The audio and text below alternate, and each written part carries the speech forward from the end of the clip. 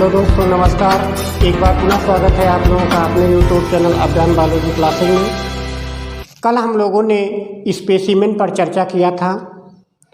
आज का हमारा टॉपिक है क्लासिफिकेशन।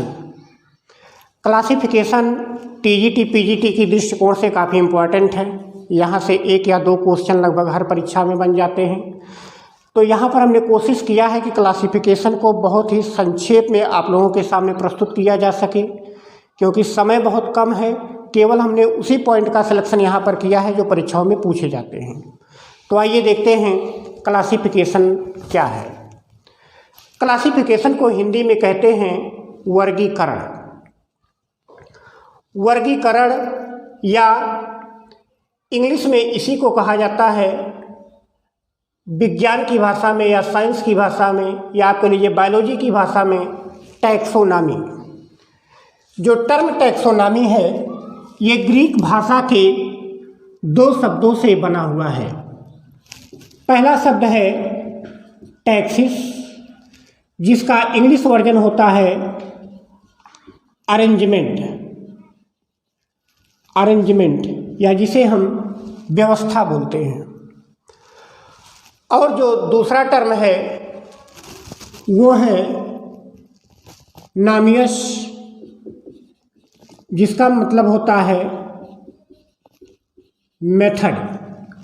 तो टैक्सोनॉमी का मतलब होता है अरेंजमेंट या किसी चीज़ की व्यवस्था कि कौन सा चीज़ कहाँ पर रखना है।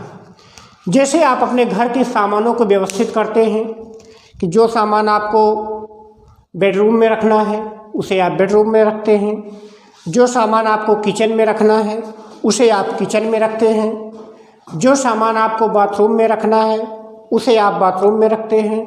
तो उसी प्रकार से जंतुओं और पौधों को भी किस जंतु को किसके साथ रखना है, किस पौधे को किसके साथ रखना है, किस ग्रुप में रखना है, इस सब का जो अरेंजमेंट होता है उसी को हम कहते हैं क्लासिफिकेशन।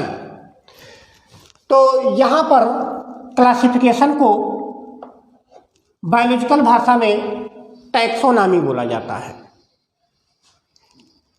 तो फादर ऑफ टैक्सोनॉमी, पहला क्वेश्चन तो हमारा यहीं से बन जाता है कि फादर ऑफ टैक्सोनॉमी किसे कहा जाता है। काफ़ी इंपॉर्टेंट क्वेश्चन है। तो इसका उत्तर होगा कैरोलस लीनियस। कैरोलस लीनियस को फादर ऑफ टैक्सोनॉमी बोला जाता है। ये कहाँ के वैज्ञानिक थे? स्वीडन के वैज्ञानिक थे। वही स्वीडन जहाँ से नोबेल प्राइज दिया जाता है। ये एक नॉर्डिक कंट्री है, यूरोप महाद्वीप का काफ़ी डेवलप कंट्री है स्वीडन। तो स्वीडन के साइंटिस्ट थे कैरोलस लीनियस। 1707 से 1778 ये इनका जीवन है। 1707 में इनकी जन्म हुई थी और 1778 में इनकी डेथ हुई थी। इसके पहले इन्होंने काफ़ी काम किया। ये एक बॉटनिस्ट थे, मतलब वनस्पति शास्त्री थे। इन्होंने सबसे पहले एक सिस्टम से जीवधारियों का वर्गीकरण करना प्रारंभ किया। वर्गीकरण तो ईसा पूर्व से ही प्रारंभ हो गया था, लेकिन एक सिस्टम से जो वर्गीकरण करने का श्रेय दिया जाता है वो कैरोलस लीनियस को दिया जाता है। इसलिए उन्हें फादर ऑफ टैक्सोनॉमी कहते हैं। इसके बाद यहाँ से एक क्वेश्चन और बन जाता है कि फादर ऑफ इंडियन टैक्सोनॉमी किसे कहते हैं। अगर केवल फादर ऑफ टैक्सोनॉमी पूछा जाता है तब तो हमारा हो गया कैरोलस लीनियस। लेकिन अगर फादर ऑफ इंडियन टैक्सोनॉमी पूछा जाए तो ये है एच शांतापाव। यहाँ पर नाम लिखा गया है H Santapau, father of Indian taxonomy. इसके बाद एक और चीज़ पूछा जाता है कि टर्म सिस्टमेटिक्स किसने दिया। सिस्टमेटिक्स जिसे हम वर्गीकी कहते हैं हिंदी में, तो इस टर्म का यूज सबसे पहले किसने किया? तो कैरोलस लीनियस ने किया। ये क्वेश्चन भी पूछा जा सकता है कि सबसे पहले टर्म सिस्टमेटिक्स किसने दिया? लीनियस। और टर्म टैक्सोनॉमी किसने सबसे पहले दिया था? डी कैंडोले, एक साइंटिस्ट थे डी कैंडोले, 1778 से 1881 ये इनका लाइफ है। तो डी कैंडोले ने सबसे पहले दिया था टर्म टैक्सोनॉमी। तो ये चारों आप ध्यान में रखेंगे कि फादर ऑफ टैक्सोनॉमी लिनियस को, लेकिन टैक्सोनॉमी टर्म किसने दिया? डी कैंडोले ने। Father of Indian taxonomy H Santapau, term systematics किसने दिया? लिनियस। इसके बाद अब हम ये देखते हैं कि टैक्सोनॉमी कितने प्रकार की होती है। Types of taxonomy. टैक्सोनॉमी 3 प्रकार की होती है।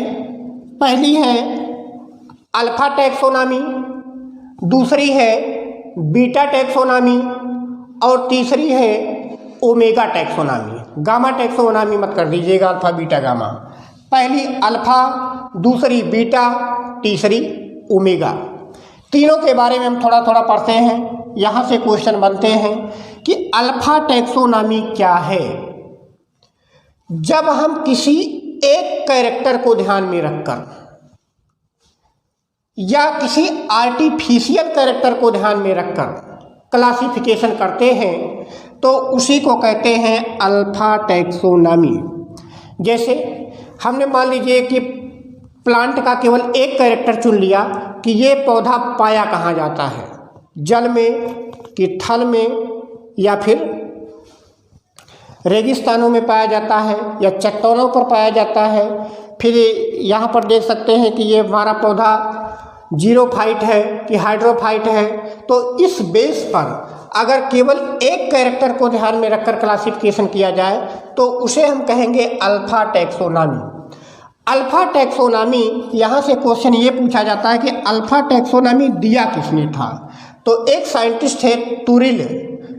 तुरिल ने 1938 में, कहीं कहीं पर ये सत्र 1935 भी लिखा गया है। तो सत्र बहुत मायने नहीं रखता, अदर किताबों में दूसरे तरीके से दिया जाता है। तो तुरिल ने 1938 में दिया था अल्फा टैक्सोनॉमी।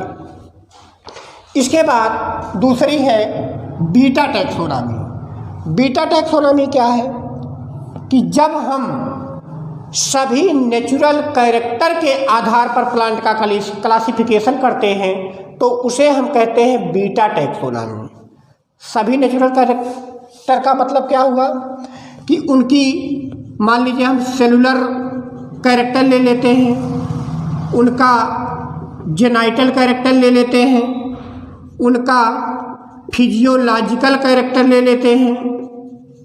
इस प्रकार से उनका हम पॉलिनोलॉजिकल कैरेक्टर ले सकते हैं, मतलब पॉलन ग्रेन्स कैसे हैं उसमें पॉलिनोलॉजिकल कैरेक्टर ले लेते हैं।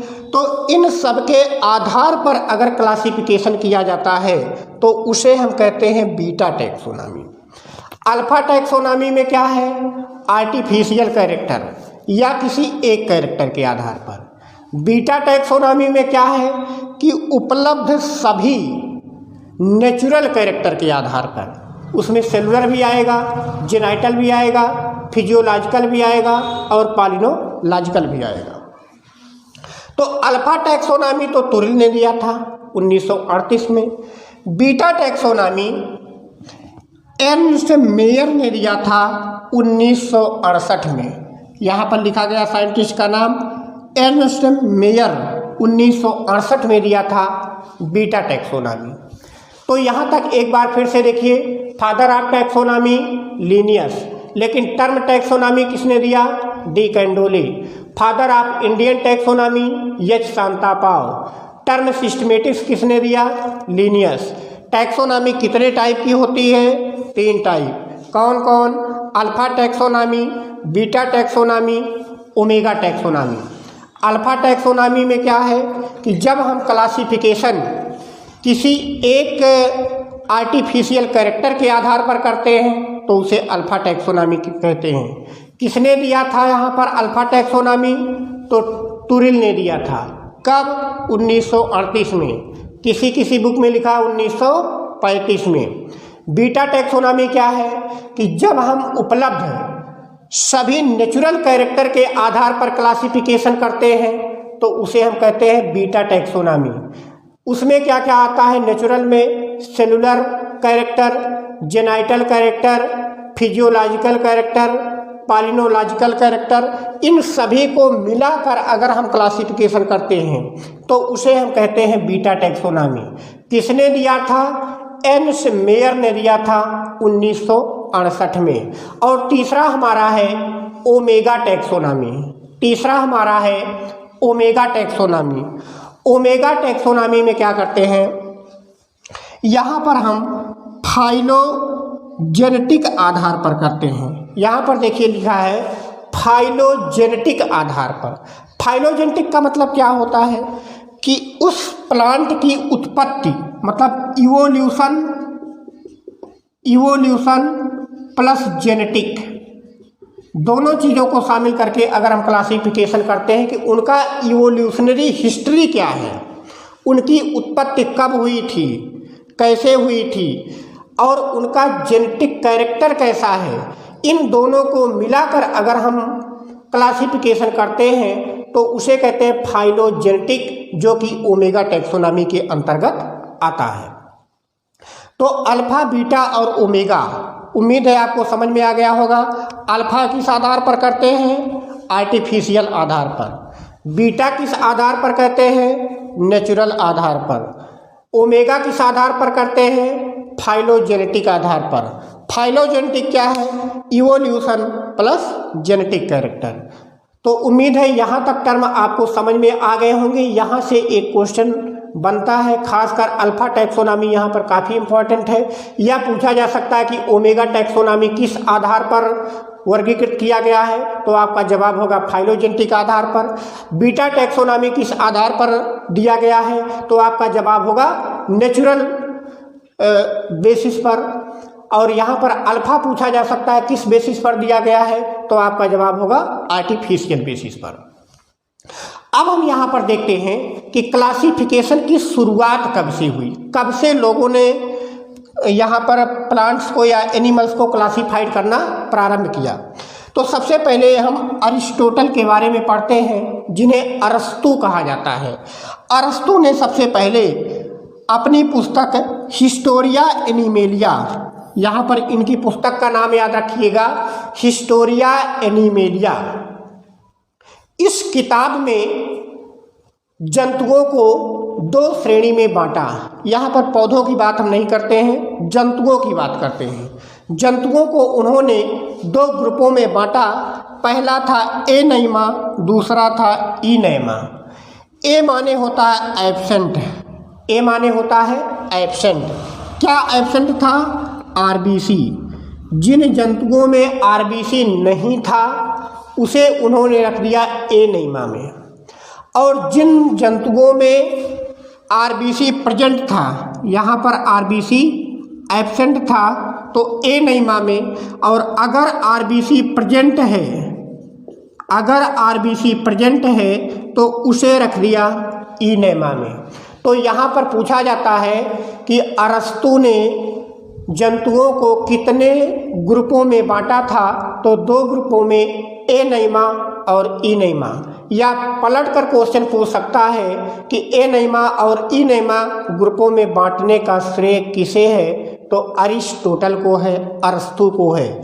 किस किताब में किया था? हिस्टोरिया एनिमेलिया में किया था। तो सबसे पहले शुरुआत इन्होंने ही किया था, इसीलिए इन्हें फादर ऑफ बायोलॉजी या फादर ऑफ जूलॉजी भी कहा जाता है। यहाँ पर ध्यान रखिएगा, फादर ऑफ बायोलॉजी अरस्तु, फादर ऑफ जूलॉजी अरस्तु।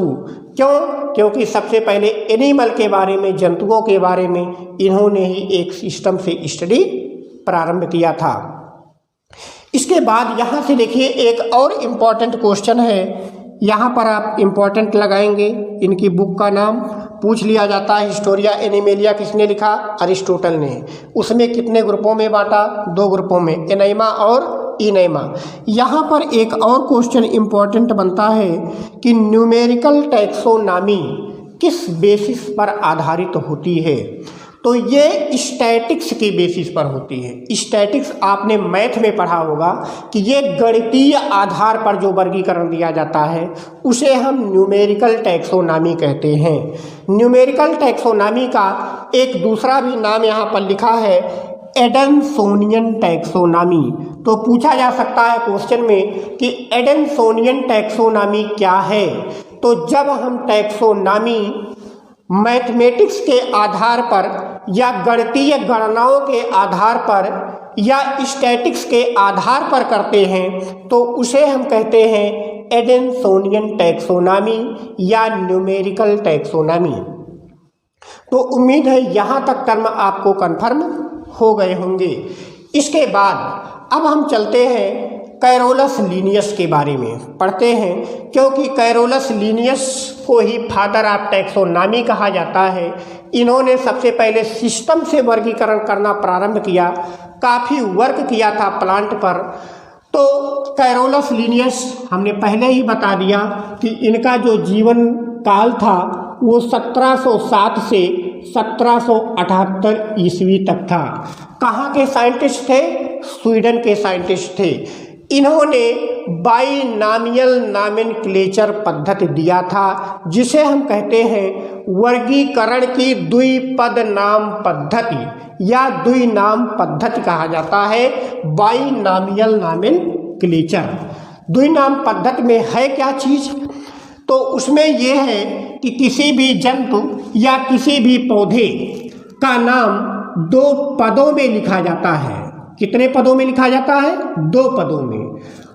उसमें जो पहला पद है उस एनिमल या उस प्लांट के जीनस को शो करता है और जो दूसरा पद है वो स्पीशीज को शो करता है। जैसे हम गुलाब का लिखते हैं तो इसका बोटेनिकल नेम होगा रोजा इंडिका। यहाँ पर रोजा इसका जीनस है, इंडिका इसका स्पीशीज है। इसी प्रकार से आप किसी भी प्लांट का लिख सकते हैं। एनिमल्स में अगर आप जाएंगे, जैसे मनुष्य है तो मनुष्य में है होमो, इसका वंश है, और सेपियंस इसकी जाति है। तो होमो सेपियंस, सेपियंस लिखा जाता है। तो सेपियंस, सेपियंस का मतलब सेपियंस दूसरी वाली इसकी उपजाति को शो करता है, सब स्पीशीज को शो करता है। तो सब स्पीशीज सभी जंतुओं में नहीं होती है, कुछ ही में होती है। यहाँ पर जो क्वेश्चन पूछा जाता है पहला तो यही बन जाएगा कि बाइनामियल नॉमेनक्लेचर सिस्टम किसने दिया था? कैरोलस लीनियस ने दिया था। पूछा जाएगा कब दिया था, तो जवाब होगा 1735 में दिया था। किस पुस्तक में दिया था? सिस्टमा नेचुरी नामक किताब में दिया था। और ज़्यादातर उन्होंने जो अपना क्लासिफिकेशन दिया वो स्पीशीज प्लांटेरम नामक किताब में दिया था। स्पीशीज प्लांटेरम उनकी कब आई थी? 1753 में आई थी। यहाँ पर एक चीज़ ध्यान रखिएगा कि सिस्टमा नेचुरी लगभग 10 एडिशन में आई थी। इसका पहला एडिशन 1735 में आया था। तो यहाँ पर स्पीशीज प्लांटेरम में उन्होंने सबसे ज़्यादा वर्गीकरण या सबसे ज़्यादा वर्क किया था कैरोलस लीनियस ने। तो उनकी ये किताब इम्पॉर्टेंट है, इम्पॉर्टेंट तीनों किताबें हैं इनकी, सिस्टमा नेचुरी, फिलॉसफिका बोटेनिका, स्पीशीज प्लांटेरम। 2 किताबें और भी लिखी थी उन्होंने, लेकिन वो उतना इम्पॉर्टेंट नहीं है। हम केवल उन्हीं तथ्यों को यहाँ पर लेकर चलेंगे जो परीक्षाओं में पूछे जाते हैं। तो सिस्टमा नेचुरी कब लिखी? 1735। फिलॉसफिका बोटेनिका कब लिखी? 1751। स्पीशीज प्लांटेरम कब लिखा? 1753। यहाँ पर एक चीज़ और आता है, टाटोनिम्स क्या होता है? टाटोनिम्स देखिए, जब किसी जंतु का नाम लिखते हैं जूलॉजिकल नेम और उसका जीनस और स्पीशीज सेम हो, जीनस और स्पीशीज दोनों समान हो, तो उसे कहा जाता है टाटोनिम्स। जैसे सर्प का जो वैज्ञानिक नाम है नाजा, नाजा, यहाँ पर नाजा जीनस भी है, नाजा स्पीशीज है। मतलब कि जीनस और स्पीशीज के नाम में कोई डिफरेंस नहीं होता है, तो उसे हम कहते हैं टाटोनिम्स। तो ये इम्पॉर्टेंट है, यहाँ पर ध्यान रखिएगा कि टाटोनिम्स क्या होता है, कि जब जेनेरिक नेम और स्पीशीज का नेम सेम होता है तो उसे हम टाटोनिम्स कहते हैं। इसके बाद अब हम चलते हैं सिस्टम ऑफ बायोलॉजिकल क्लासिफिकेशन, कि बायोलॉजिकल क्लासिफिकेशन कितने पार्टों में किया गया है, कितने भागों में बांटा गया है। तो बायोलॉजिकल क्लासिफिकेशन 3 भागों में बांटा गया है। पहला है आर्टिफिशियल क्लासिफिकेशन, दूसरा है नेचुरल क्लासिफिकेशन और तीसरा है फाइलोजेनेटिक क्लासिफिकेशन। तो यहाँ पर बायोलॉजिकल क्लासिफिकेशन के कितने भाग हैं? 3 भाग। पहला आर्टिफिशियल क्लासिफिकेशन, दूसरा नेचुरल क्लासिफिकेशन और तीसरा फाइलोजेनेटिक। तो आर्टिफिशियल क्लासिफिकेशन किस में आएगा? अल्फा टैक्सोनॉमी में। नेचुरल क्लासिफिकेशन किस में आएगा? बीटा टैक्सोनॉमी में। फाइलोजेनेटिक क्लासिफिकेशन किस में आएगा? ओमेगा टैक्सोनॉमी में। अब यहाँ पर हम बात करते हैं आर्टिफिशियल क्लासिफिकेशन की। तो यहाँ पर 2 साइंटिस्ट इम्पॉर्टेंट हैं, एक है थियोफ्रास्टस और एक है कैरोलस लीनियस। थियोफ्रास्टस ने 370 से 285 BC, यहाँ पर BC का मतलब होता है बिफोर क्रिस्टस, मतलब ईसा पूर्व, जिसे आप हिंदी में कहते हैं। तो यहाँ पर थियोफ्रास्टस ने एक किताब लिखी थी जिसका नाम है हिस्टोरिया प्लांटेरम। किताब का नाम है हिस्टोरिया प्लांटेरम। किताब का नाम ध्यान रखिएगा, इम्पॉर्टेंट है, पूछा जा सकता है कि थियोफ्रास्टस की पुस्तक का क्या नाम था, तो हिस्टोरिया प्लांटेरम। हिस्टोरिया प्लांटेरम में उन्होंने काफ़ी पौधों का वर्गीकरण किया, उसके बारे में अध्ययन किया, इसलिए उन्हें फादर ऑफ बॉटनी कहते हैं। फादर ऑफ जूलॉजी किसे कहते हैं? अरस्तु को। फादर ऑफ बॉटनी किसे कहते हैं? थियोफ्रास्टस को। थियोफ्रास्टस कौन थे? अरस्तु के ही शिष्य थे। तो यहाँ पर थियोफ्रास्टस को फादर ऑफ बॉटनी कहा जाता है। किताब का क्या नाम है? Historia plantarum. उस किताब में इन्होंने पौधों का बंटवारा उनके हैबिटाट के आधार पर किया, मतलब उनके आवास के आधार पर किया कि वो होते कैसे हैं। तो केवल एक कैरेक्टर लिया था, इसलिए ये कहलाएगा आर्टिफिशियल क्लासिफिकेशन। कितने भागों में बांटा था? 4 भागों में।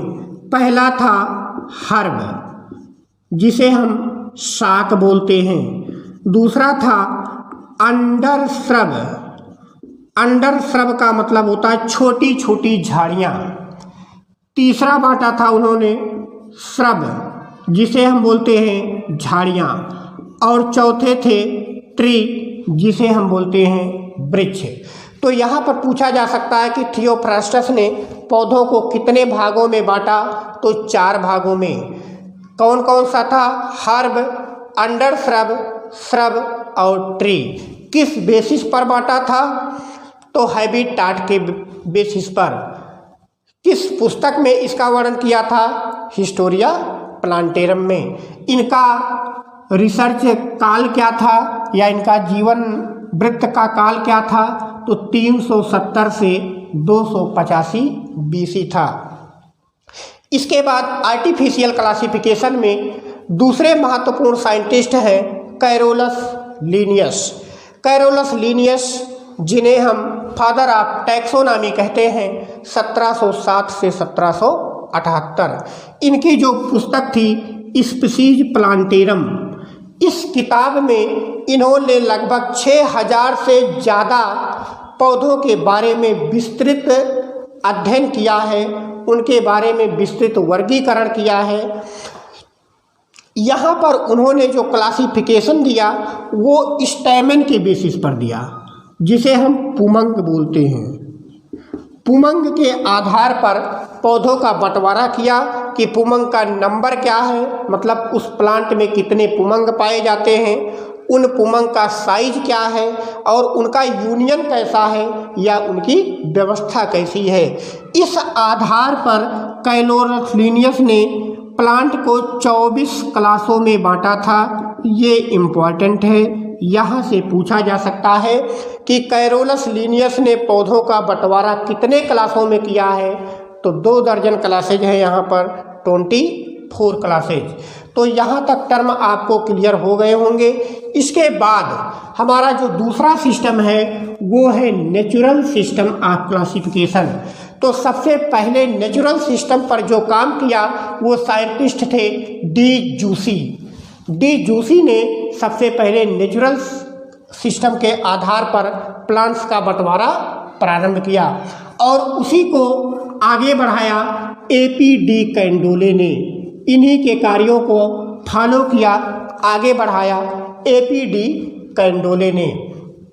इसके बाद नेचुरल सिस्टम में जो सबसे महत्वपूर्ण कार्य किया वो थे बेंथम एंड हुकर। इनका क्लासिफिकेशन आपने बीएससी में काफ़ी डिटेल में पढ़ा होगा, बेंथम और हुकर का क्लासिफिकेशन सिस्टम। तो उनकी एक किताब थी जेनेरा प्लांटेरम। यहाँ पर देखिए, हिस्टोरिया प्लांटेरम थियोफ्रास्टस ने दिया था, स्पीसीज प्लांटेरम कैरोलस लीनियस ने दिया था, जेनेरा प्लांटेरम बेंथम हुकर ने दिया था। तो प्लांटेरम सब में लगा है, इसलिए कंफ्यूज मत होइएगा। Historia Plantarum Theophrastus, Species Plantarum Carolus Linnaeus और जेनेरा प्लांटेरम यहाँ पर बेंथम एंड हुकर। यहाँ पर एक चीज़ याद रखने के लिए थोड़ा सा ध्यान में रख सकते हैं कि थियोफ्रास्टस सबसे पहले दिए थे, मतलब कि ये हिस्ट्री की बात हो गई, ऐतिहासिक बात हो गई कि ऐतिहासिक काल में इन्होंने दिया था। तो उस आधार पर आप याद रख सकते हैं कि हिस्टोरिया प्लांटेरम। यहाँ पर देखिए, कैरोलस लीनियस ने जीनस और स्पीसीज में बांटा था, तो स्पीसीज के आधार पर यहाँ पर याद रख सकते हैं स्पीसीज प्लांटेरम। और यहाँ पर देखिए जेनेरा प्लांटेरम एक और जो बचता है वो बेंथम और हुकर ने लिखा था। तो तीनों प्लांटेरम को आप ध्यान में रखिएगा, कुछ भी इसमें से पूछा जा सकता है। जेनेरा प्लांटेरम किताब इनकी 3 वॉल्यूम में आई थी 1862 से 1883 के बीच में। पहली वॉल्यूम प्रकाशित हुई थी 1862 में, तीसरी वॉल्यूम प्रकाशित हुई थी 1883 में। तो यहाँ पर बेंथम एंड हुकर किताब का नाम जेनेरा प्लांटेरम कितने पार्ट में आई थी? 3 पार्ट में। पहला पार्ट कब आया था? 1862 में। अंतिम पार्ट कब आया था? 1883 में। बेंथम और हुकर डायरेक्टर ऑफ RBGQ थे, मतलब कि जो रॉयल बॉटेनिकल गार्डन है क्यू का, आपने पढ़ा होगा कि दुनिया का जो सबसे बड़ा प्लांट का संग्रहालय है वो royal botanical garden of Q है, जो कि इंग्लैंड में है, इंग्लैंड के स्कॉटलैंड में है। तो वहाँ पर रॉयल बॉटेनिकल गार्डन के डायरेक्टर थे कौन? बेंथम और हुकर। वहाँ पर इन्होंने जेनेरा प्लांटेरम लिखा, 3 वॉल्यूम में लिखा और अपनी इस किताब में स्पर्मेटोफाइटा को या सीडेड प्लांट को 3 ग्रुपों में बांटा। पहला था डाइकाटिलिडान्स, दूसरा था जिम्नोस्पर्म और तीसरा था मोनोकाटिलिडान्स। तो यहाँ पर पूछा जा सकता है कि कितने भागों में बांटा था? तो 3 भागों में, डाइकाटिलिडान्स, जिम्नोस्पर्म और मोनोकाटिलिडान। यहाँ पर एक चीज़ ये पूछा जाता है कि बेंथम और हुकर के क्लासिफिकेशन की एक महत्वपूर्ण कमी क्या थी? तो उन्होंने डाइकाटिलिडान्स और मोनोकाटिलिडान्स के बीच में जिम्नोस्पर्म को रखा था। यही इनकी ड्रॉबैक थी, यही इनकी कमी थी। इसको आप ध्यान में रखिएगा कि बेंथम और हुकर के क्लासिफिकेशन की सबसे महत्वपूर्ण कमी क्या थी? वो थी डाइकाट और मोनोकाट के बीच में जिम्नोस्पर्म को रखना। टोटल बेंथम और हुकर ने पौधों को 202 फैमिली में बांटा था। ये इम्पॉर्टेंट है, इसको आप ध्यान में रखिएगा। इसका जो ड्रॉबैक है ये भी इम्पॉर्टेंट है, इसको भी ध्यान में रखिएगा। और इनकी किताब का नाम ये भी इम्पॉर्टेंट है, ये भी ध्यान में रखिएगा। तो पूछा जाएगा कि बेंथम और हुकर ने कुल कितने फैमिलीज में बांटा था? तो 202 फैमिली में सभी फैमिली का नाम आपको नहीं रटना है, केवल जान लीजिए कि सबसे पहली फैमिली कौन थी, शुरुआती फैमिली कौन थी, तो रैननकुलेसी, जिसके अंतर्गत रैननकुलस का पौधा आता है जिसे आप जल धनिया बोलते हैं। और अंतिम फैमिली कौन थी, तो वो थी ग्रैमिनी, जिसके अंतर्गत आपके गेहूं वगैरह आ जाते हैं, जिसे पोएसी भी कहा जाता है। तो यहाँ पर ये भी क्वेश्चन पूछा जा सकता है कि यहाँ पर सबसे प्रिमिटिव फैमिली कौन सी थी, मतलब सबसे आद्य या सबसे अल्प विकसित फैमिली कौन थी, तो वो रैननकुलेसी। और सबसे एडवांस फैमिली कौन थी, सबसे डेवलप फैमिली कौन थी, वो थी ग्रैमिनी। किसके अनुसार, बेंथम और हुकर के अनुसार। इसके बाद जो तीसरा सिस्टम हमें पढ़ना है वो है फाइलोजेनेटिक क्लासिफिकेशन। तो इसको हम अगले लेक्चर में लेंगे, क्योंकि क्लासिफिकेशन अभी और ज़्यादा बचा हुआ है, तो वीडियो काफ़ी लंबा हो जाता है, अपलोड होने में दिक्कत होती है नेटवर्क की वजह से। तो उम्मीद है यहाँ तक टर्म आपको कन्फर्म हो गए होंगे। एक बार इसको हम पूरे क्लासिफिकेशन को रिवीजन करते हैं। Father of taxonomy Carolus Linnaeus, father of Indian taxonomy H Santapau, term systematics किसने दिया, लीनियस ने। टर्म टैक्सोनॉमी किसने दिया, डी कैंडोले ने। टैक्सोनॉमी कितने टाइप की होती है, 3 टाइप की, alpha taxonomy, beta taxonomy, omega taxonomy. Alpha taxonomy किसने दिया था, टुरिल ने। कब दिया था, 1938 में। अल्फा टैक्सोनॉमी किस आधार पर दी जाती है, तो आर्टिफिशियल बेसिस पर। बीटा टैक्सोनॉमी किसने दिया था, एर्नस्ट मेयर ने। कब दिया था, 1968 में। किस बेसिस पर दिया था, नेचुरल रिसोर्सेज के बेसिस पर। और ओमेगा टैक्सोनॉमी किस आधार पर है, तो फाइलोजेनेटिक बेसिस पर है। फाइलोजेनेटिक क्या होता है, इवोल्यूशनरी प्लस जेनेटिक कैरेक्टर होते हैं। इसके बाद अरस्तु की बात आती है, तो अरस्तु ने सबसे पहले 2 ग्रुपों में बांटा, एनेमा और इनेमा। एनेमा क्या होते हैं, जिनमें आरबीसी एब्सेंट होती है। इनेमा क्या होता है, जिसमें आरबीसी प्रेजेंट होती है। न्यूमेरिकल टैक्सोनॉमी किस आधार पर दी गई है, तो ये गणितीय आधार पर दी गई है। इसी को एडेंसोनियन टैक्सोनॉमी भी कहा जाता है। इसके बाद लीनियस की बात आती है, तो लीनियस के बारे में सबसे पहले इन्होंने बाइनामियल नॉमेनक्लेचर सिस्टम दिया था। बाइनामियल नॉमेनक्लेचर सिस्टम किस किताब में दिया था, सिस्टमा नेचुरी में दिया था। टाटोनिम्स क्या होते हैं, जब किसी जंतु के जीनस और स्पीसीज का नाम सेम होता है तो उसे टाटोनिम्स बोला जाता है। यहाँ पर एक चीज़ ध्यान रखिएगा कि टाटोनिम्स केवल जूलॉजी में ही पाया जाता है। बॉटनी में टाटोनिम्स, बॉटनी में ये एब्सेंट होता है, मतलब बॉटनी में टाटोनिम्स नहीं पाए जाते हैं। इसके बाद है system of biological classification. Artificial basis पर 2 साइंटिस्ट का नाम ध्यान रखिएगा, एक थियोफ्रास्टस, एक कैरोलस लीनियस।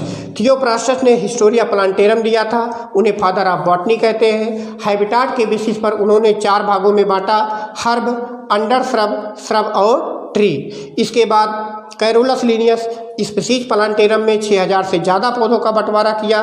किस आधार पर किया था, पॉलन के आधार पर किया था, पुमंग के आधार पर किया था। कितने क्लासों में बांटा था, 24 क्लासों में। इसके बाद नेचुरल सिस्टम में जाएंगे, वहाँ पर सबसे पहले डी जूसी ने दिया, इसके बाद डी कैंडोले ने उसको फॉलो किया, और सबसे जो ज़्यादा वर्क किया वो बेंथम और हुकर ने किया था। बेंथम और Hooker royal botanical garden of Q के डायरेक्टर थे। इन्होंने जेनरा प्लांटेरम नामक किताब लिखी, 3 वॉल्यूम में आई थी। पहली वॉल्यूम 1862 में, अंतिम वॉल्यूम 1883 में। इन्होंने स्पर्मेटोफाइटा या सीडेड प्लांट को 3 भागों में बांटा, डाइकाटिलिडांस, जिम्नोस्पर्म और मोनोकाटिलिडांस। इनका सबसे बड़ा ड्रॉबैक क्या था कि डाइकाट और मोनोकाट के बीच में जिम्नोस्पर्म का रखना, यही उनका सबसे बड़ा ड्रॉबैक था। टोटल अपने क्लासिफिकेशन में उन्होंने 202 फैमिली में बंटवारा किया था। उसमें सबसे प्रिमिटिव फैमिली रैननकुलेसी और सबसे एडवांस फैमिली ग्रैमिनी थी। तो यहाँ तक टर्म आपको कंफर्म हो गए होंगे। इसके बाद अब हम लोग अगले लेक्चर में फाइलोजेनेटिक का स्टडी करेंगे। तब तक के लिए नमस्कार, धन्यवाद।